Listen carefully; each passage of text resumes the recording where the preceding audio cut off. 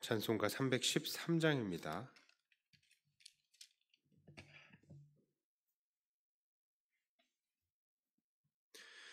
내 임금 예수 내 주여, 이 죄인이 주님 앞에 한없는 은혜 받고서 내 생명 모두 드리오니, 그 풍성하시는 종일 주 내게 내려주소서. 내 임금 예수 내 주여, 내 허물은 덮으시고 주 십자가에 흘리신 그 피를 믿는 마음 보사 내 중한 죄를 사하여 참 평안한 맘 주소서.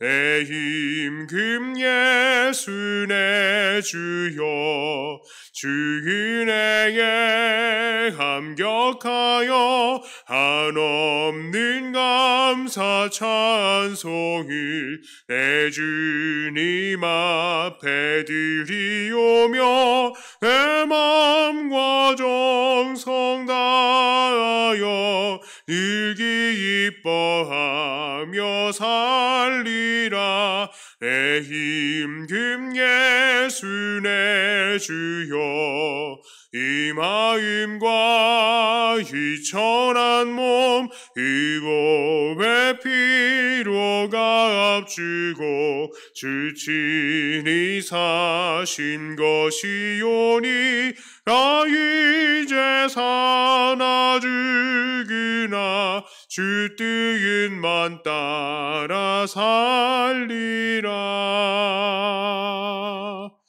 아멘. 하나님 말씀은 레위기 27장 9절부터 15절까지의 말씀입니다.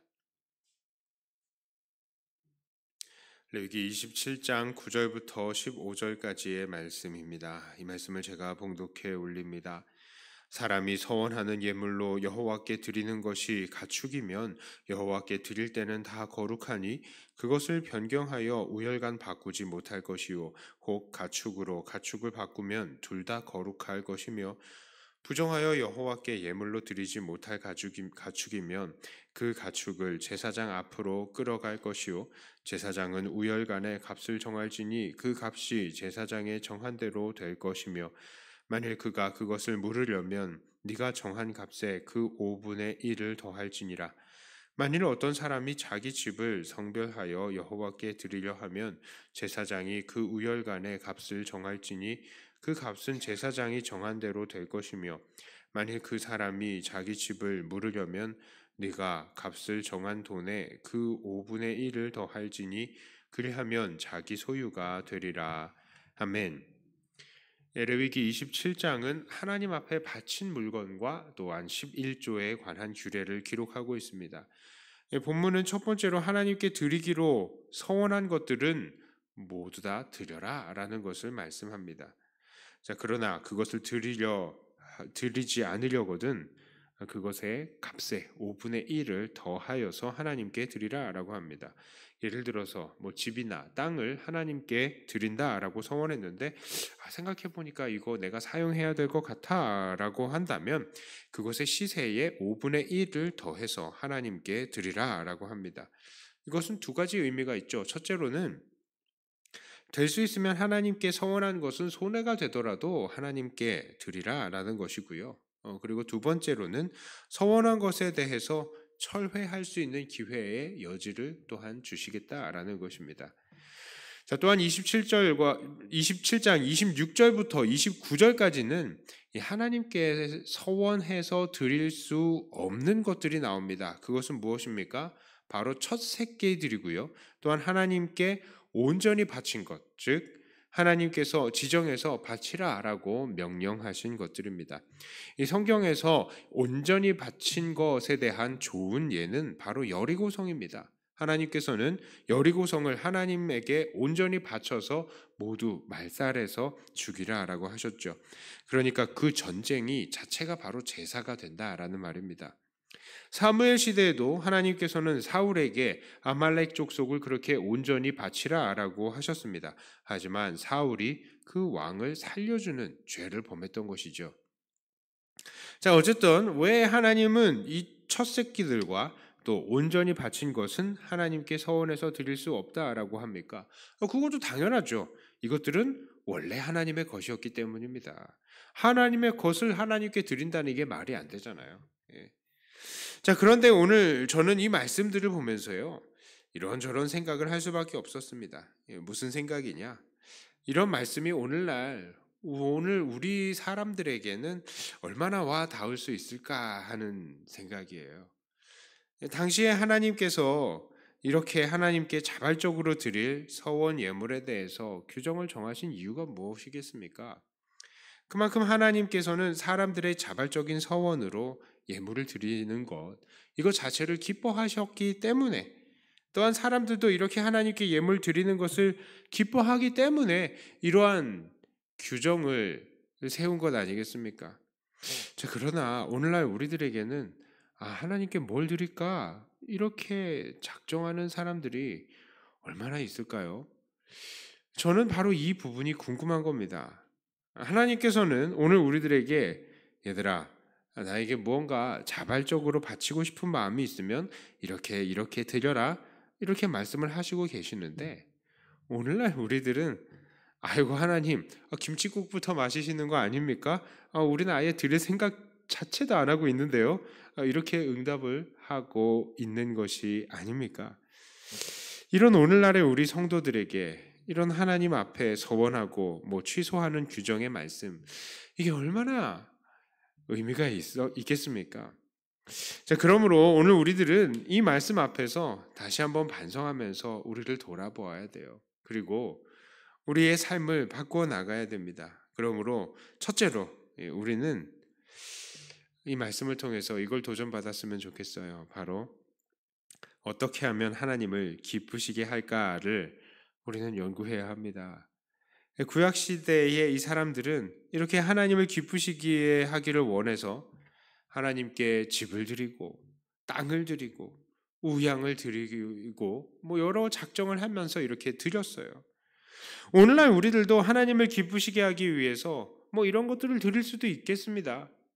물론 모두가 이렇게 하나님께 큰 규모의 선물을 드릴 수는 없을 것이죠.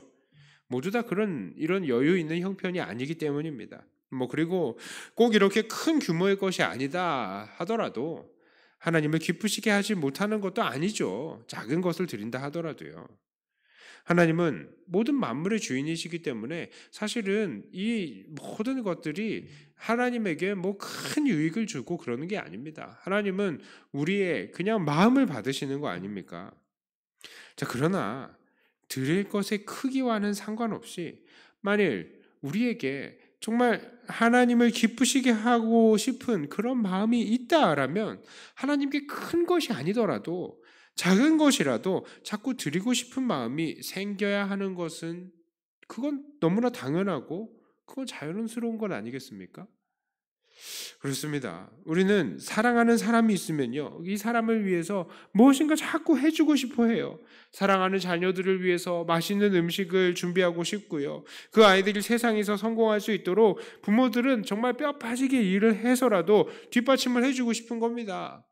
사랑하는 연인을 위해서는 정말 몇 달간이라도 월급을 모아서라도 좋은 가방, 좋은 장신구 해주고 싶은 거죠. 그게 바로 우리가 사람들을 사랑하는 방식 중에 하나입니다. 우리가 정말로 하나님을 사랑하는 것이 맞다면 우리는 마땅히 하나님께 이것저것 해드리고 싶어서 고민하고 몸부림쳐야 하는 거, 이게 당연한 거 아닙니까? 그래서 형편이 되는 사람들은 큰 것을 하나님께 드리더라도 어떤 형편이 되지 않은 사람들은 또 그들 나름대로의 헌신으로 하나님께 드려야 마땅한 거 아닌가요? 사람은 그런 방식으로 사랑하니까요. 그런데 우리는 사랑하는 사람들에게는 그렇게 모든 것을 퍼주고 싶어 하면서 하나님께서는 왜 이렇게 마음을 닫아버리는지 모릅니다. 하나님께 큰 것을 드리는 사람도 없을 뿐만 아니라 심지어 작은 것조차도 드리려고 하는 사람들이 별로 없는 거예요. 내가 무엇을 드려야 하나님께서 기뻐하실까? 여기에 대한 고민이 전혀 없이 살아가는 것 같습니다.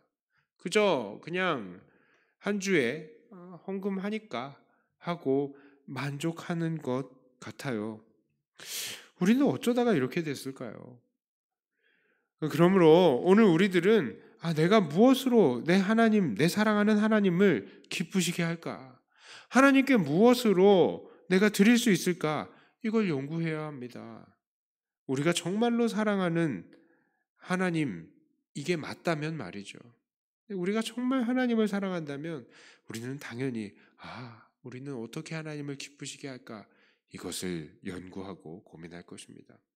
자, 두 번째로요. 우리는 결단한 바를 반드시 실행해야 합니다. 오늘 본문에서 하나님께서는 이 드리기로 작정한 것이 있다면 반드시 드리고 그걸 물으려면 5분의 1을 더 하라고까지 말씀을 하세요. 그만큼 이 말은 뭐예요? 하나님 앞에 드리기로 결단한 것은 반드시 드려라 라는 것이죠.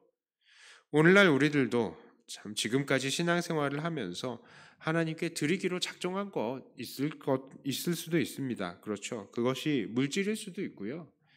또 우리의 시간일 수도 있고 우리의 노력일 수도 있을 것입니다. 그러나 그 결단이 잘 지켜지지 않는다라고 한다면 우리들은 어떻게 해야 하겠습니까? 우리는 반드시 그 결단을 지켜내야 돼요. 만일 결단을 이루지 못하겠다라고 한다면 그에 상응하는 것을 더해서 하나님께 더 드릴 정도의 이런 대응은 해야 되는 것 아니겠습니까? 그냥 내가 새벽기도 결단했는데 안 되겠다. 내가 헌금 작정했는데 안 되겠다. 내가 봉사하기로 결단했는데 안 되겠다라고 하시고 그냥 포기하고 주저앉아 버리시면 안 된다는 겁니다. 그러므로 우리들은 하나님께 드리기로 작정한 것은 반드시 드리고 드리지 못하고 잠시 쉬고 있는 상태에 있다면 다시 일어나서 드릴 것을 온전히 하나님께 드리기 위해서 몸부림쳐야 하겠습니다. 이제 말씀을 정리합니다. 종말의 때가 다가오니까요. 점점 사랑이 식어져 가는 것을 봅니다. 그런데 하나님을 향한 성도들의 이 사랑도 함께 식어져 갈까 봐 너무나도 두렵습니다. 점점 더 하나님을 향한 헌신이 줄어들고 하나님과 교회를 위해서 물질과 시간과 노력을 바치는 사람들이 줄어드는 것 같습니다. 그러나 여전히 하나님은 우리의 사랑을 원하시고요. 하나님을 향한 우리의 사랑이 표현되기를 원하시는 것입니다.